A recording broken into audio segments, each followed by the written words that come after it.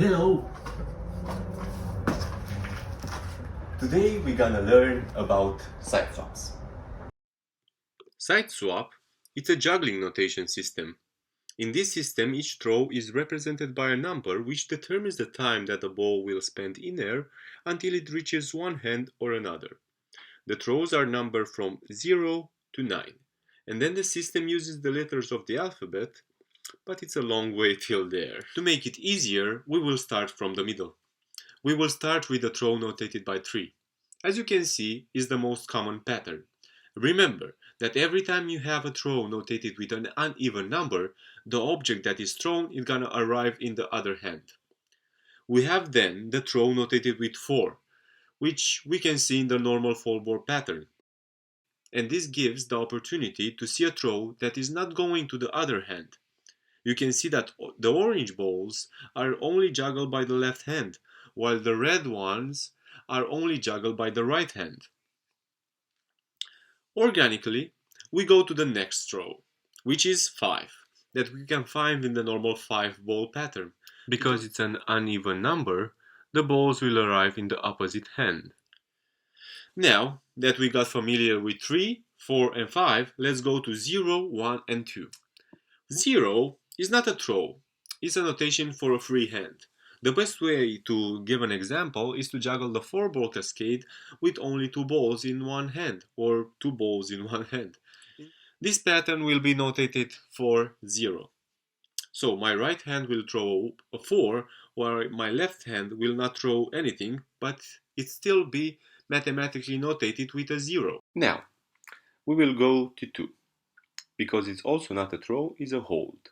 And I will use the same 4-ball pattern, but with a ball in the other hand. This will be notated with 4, 2. As you can see in Siteswap, every time we notate one hand after another. So, if you're gonna have this series of number, we're gonna start from the right hand. We're gonna be the first 3 from the right hand, and then from the left, and then from the right, and then the 5 we're gonna start from the left hand, and etc. A 1 is an uneven number, so the ball will switch hand, but in a very fast way. This is a 1. Using this throw, we can do the very classical pattern that usually is known as the shower. The shower is notated in Siteswap with 5, 1. The shower can be also made with 4 balls, but we're gonna have the pattern 7, 1. So we got familiar also with the 7. A 6 is higher than a 4, and it will also come to the same hand. It is a specific number for the 6-ball cascade. Now that we got familiar with the numbers, let's go to the tricks that contain these numbers. A very classical pattern is 4, 4, 1, a pattern that probably didn't quite exist if it wasn't discovered through Siteswap notation. To learn this, start from the Siteswap notated with 3. And then do a run of 4, 4, 1, and then again a 4, 4, 1, and then start with a 4 from the other hand and do a 4, 4, 1, until you can do a run of 4, 4, 1, 4, 4, 1, and then 2 runs of 4, 4, 1, 4, 4, 1, 4, 4, 1. Another very basically pattern is 4, 2, 3. You can do it in this way or in this column way.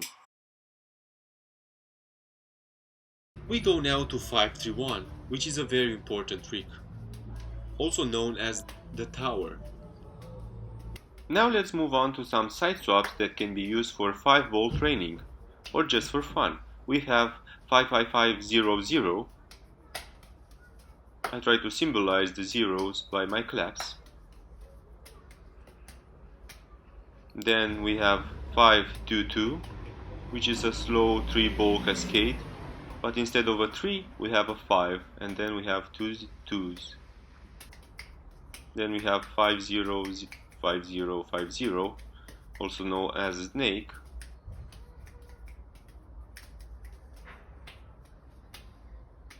As a bonus, we have another siteswap, the 2-ball siteswap. But actually it's harder than some 3-ball siteswap. And this is 5, 0, 1. it looks like this.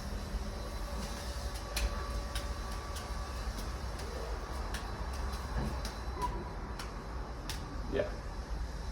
So what you have to do, you have to start with 2 5s in the beginning, and then immediately you have the 1. And of course all the time you have a free hand. Yep.